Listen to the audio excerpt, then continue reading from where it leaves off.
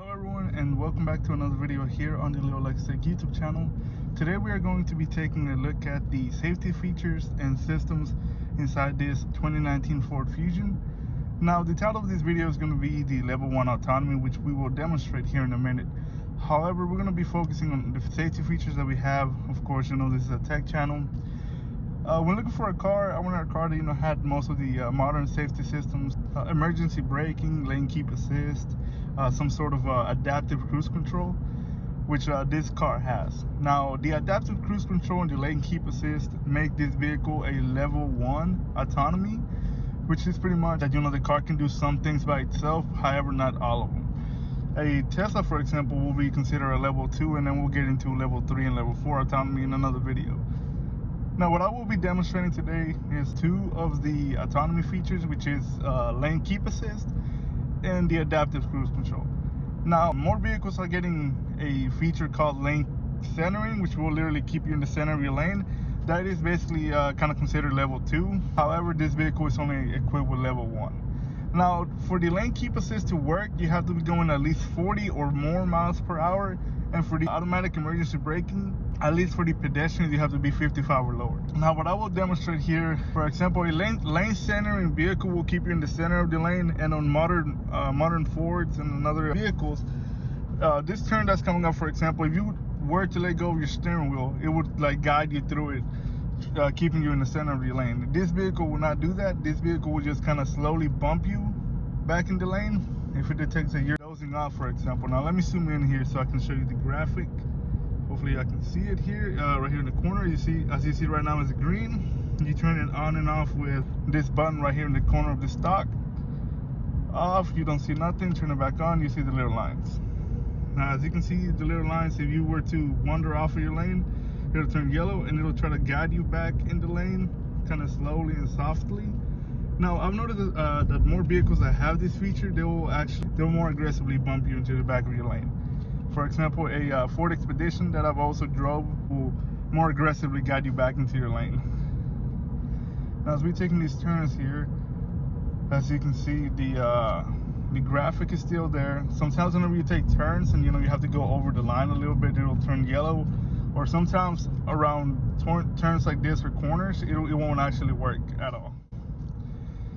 Now, what I will demonstrate here, I don't advise nobody to do this. This is obviously an empty road, so I'm taking precautions, looking at my rearview mirror, making sure that nobody is here.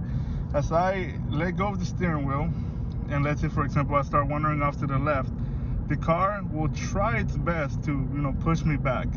Now, like I said, the vehicle does this softly and not really harsh. It glides you back into your lane. Sometimes it'll go over to this side and it'll try to auto correct itself, and then it just gives you a message that says, keep your hands on the steering wheel, which it's kind of similar to what the Tesla does. However, like I mentioned, this system does not keep you in the center of your lane. You still have to physically steer the car. And even if you have the adaptive cruise control on, which we will demonstrate once we hit a little traffic, we can actually get behind somebody and demonstrate how that works. The simple explanation is basically it keeps your distance from the vehicle in front of you. So you have here, let me enable it real quick.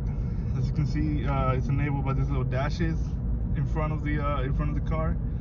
Now, you have buttons on the steering wheel, these little arrows that will actually, which demonstrate the gap. Depending on the gap that you want in the vehicle in front of you, you can select up to 4 spaces, and those 4 spaces are pretty much 4 cars. So the distance, the spacing of a car, space between 4 cars, 2 cars, 3 cars, it doesn't matter. So we go back to the road here. We'll try to demonstrate that system shortly once we hit some traffic. But like I mentioned, that system, all it does, it uses the radar in front of the car and this camera mounted up here to, kind of measure out how far you are from the car and, keep that distance. So this car, I know more cars have them, not all of them, who are equipped with adaptive cruise control. This car actually has stop and go. So for example, you're on the freeway, you start slowing down, you come to a complete stop, the car will actually come to a complete stop as well.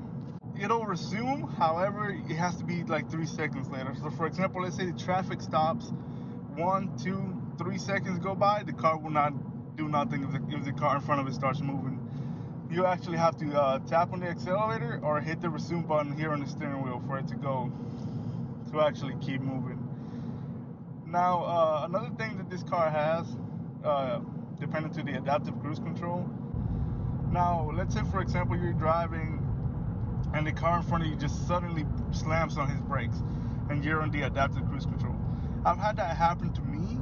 The car will do its best to slow down, however it'll light up a little light in front of you and it'll pop up a warning saying that, you know, it might detect that a crash is about to happen. Now, the adaptive cruise control only has a limited amount of braking that it can do. Now, like I mentioned, it can come to a complete stop. However, it can only brake with a limited amount of force. I guess it has to do with the system, or I don't really know if they didn't want to give it a full-on brake control.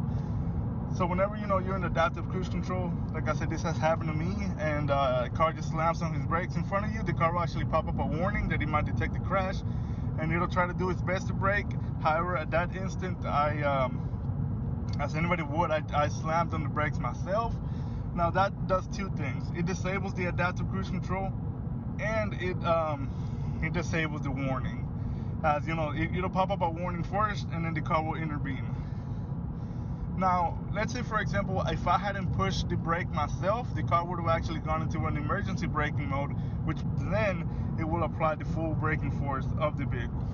Now, since we're in the topic of the automatic emergency braking, a thing that I've seen that the vehicle will actually do in the automatic emergency braking, it'll, like I said, for example, give you the warning, then if you don't do nothing, it'll apply the brakes for you. However, once it gives you the warning, the brakes are already fully charged. So let's say for example you are driving, the warning pops up, you step on the brake, the system has already detected that a collision might happen, so it has pre-charged the brake so that even a slight tap to the pedal can apply medium to full braking force. That way you can respond as soon as possible. Like I was saying, we will enable the adaptive cruise control, which will enable us to keep a distance between the vehicle, thus letting the vehicle control throttle and braking. Now, I've been wanting to do a video like this for a while now. However, I really got to it, being busy with work and whatnot. Now, if you would like me to do more videos like this, testing it out, give you more, just more of a review of the car. Let's say you're interested in purchasing the car. Because of these systems, I knew I was, so just comment it down below and I'll be glad to make a full review of it. Now, like I mentioned, enabling the cruise control, we already have it on the ready mode. To enable it, you just hit the resume or the set button. The set will just, keep you at the speed that you're going now. It works basically as a regular cruise control. You can increase your speed or decrease it. Here, I'll kind of angle the camera down a little bit so you can see it. Now, like I mentioned, you hit cancel, it cancels out. You hit on, enables it. However, it doesn't turn it on. To turn it on, you hit resume or set. Set will keep you at the speed that you're going right now. Increase the speed, you just bump up on the plus here. To decrease the speed, you hit the minus. Now, my bad, they actually turned it off, like I mentioned. And these are the little arrows that I was talking to you about. So this will decrease your distance from a vehicle. This will actually increase it. Now, as we go up to the speed limit here, as I was mentioning, you see the little two lines that will actually signifies the lines on the road. I'll actually turn it off here and drive and steer myself. So you can see here, I'll zoom it in a little bit so you can see. Those are the little two green lines that I was talking to you about, which you turn on and off with this little button at the end of the stock. Now, for dramatic effect, well, I can't do it now, there's vehicles on the road, but I was gonna let go of the steering wheel, that way y'all can see how it slowly glides you back into your lane, as I told you it would. Now, like I mentioned, more vehicles are coming enabled with lane centering, which will actually keep you in the center of your lane, kind of like a Tesla would. Now, as we keep going here, you can see the lines are green whenever I am in the center of the lane. Like I said, I have to steer by myself. Let's say I go a little bit to the right, and it says, oh, you're getting too close, and we bump you back a little bit, it turns into a yellow color. Now, let's say what happens if you go over the line, let's say intentionally. So as you can see, grayed out, which means that it really couldn't see the lines as well. So let's say, for example, you across it. Another cool safety system that this car has, and like I said, it'll try to bump you back, but it didn't do it then, but it would actually turn the line red, signifying that, hey, you know, where are you going? You've wandered off of your lane.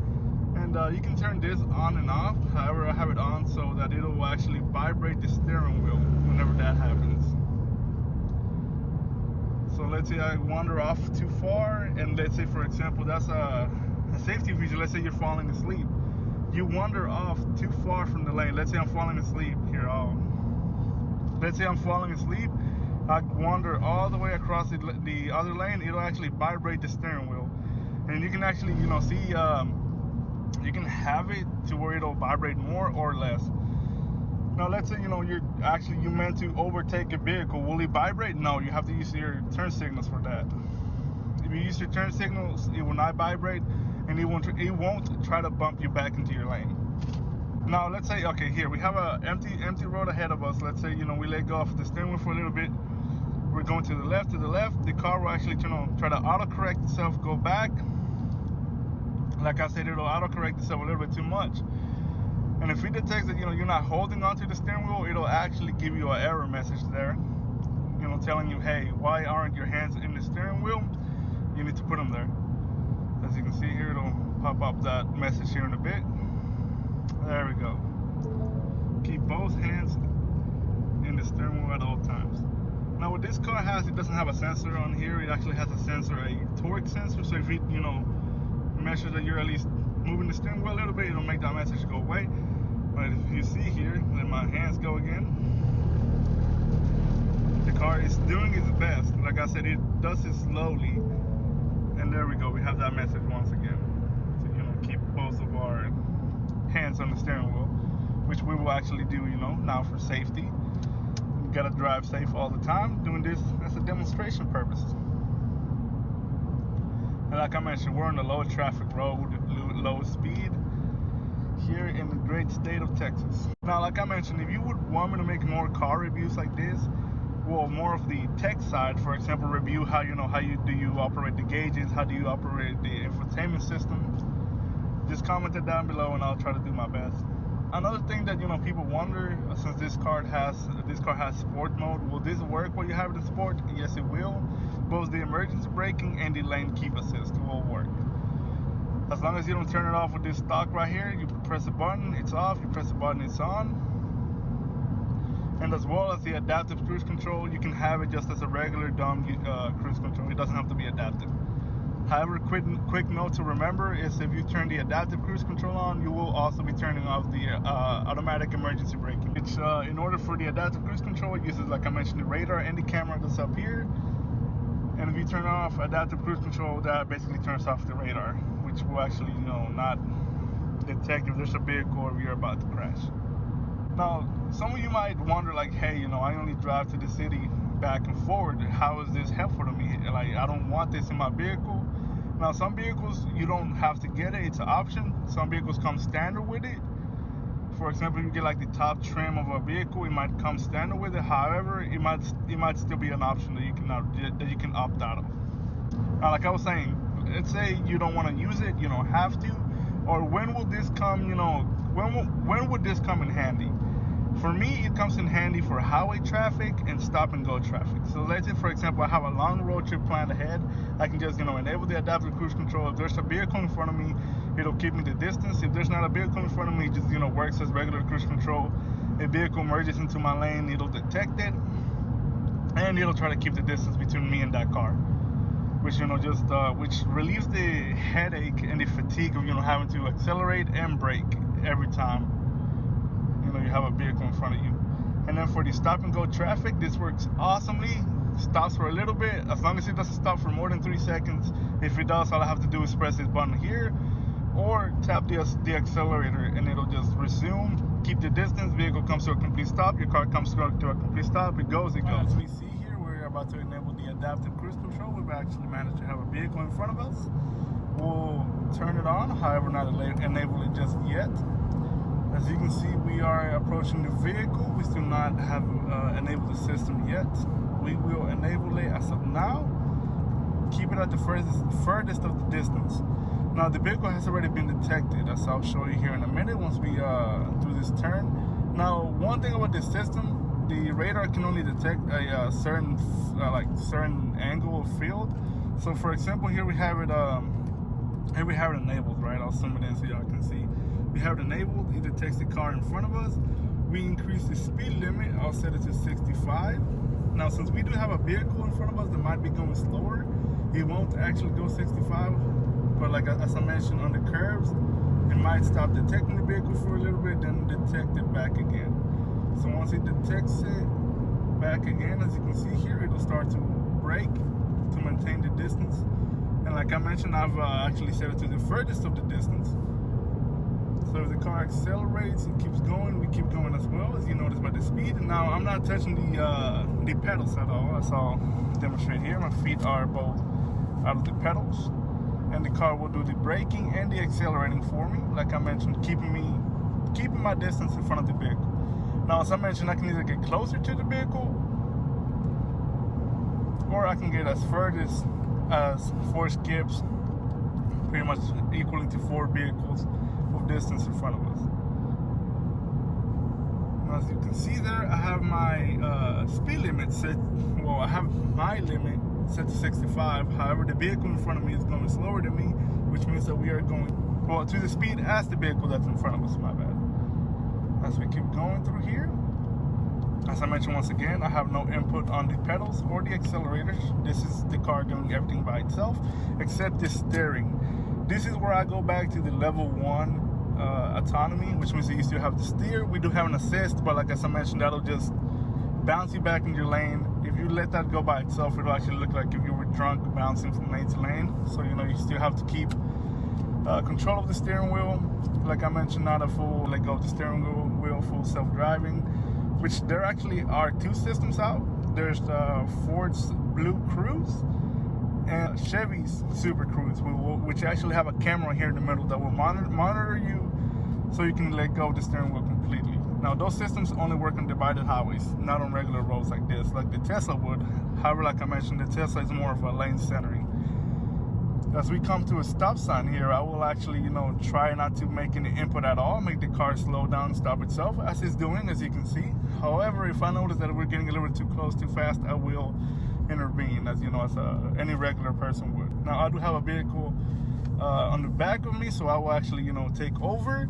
As you can see, it disables it, since I don't want the vehicle to make any, any movements that might be that will cause, the vehicle to slow down too fast and for me to get rear-ended, or for it not to brake until the very end, which will cause the vehicle in the back to either wonder, why is he doing that? Why is he stopping too early? Why he's stopping too late? Why is he slamming on his brakes? So we are taking over, and how we disabled it, we just stomped on the brake.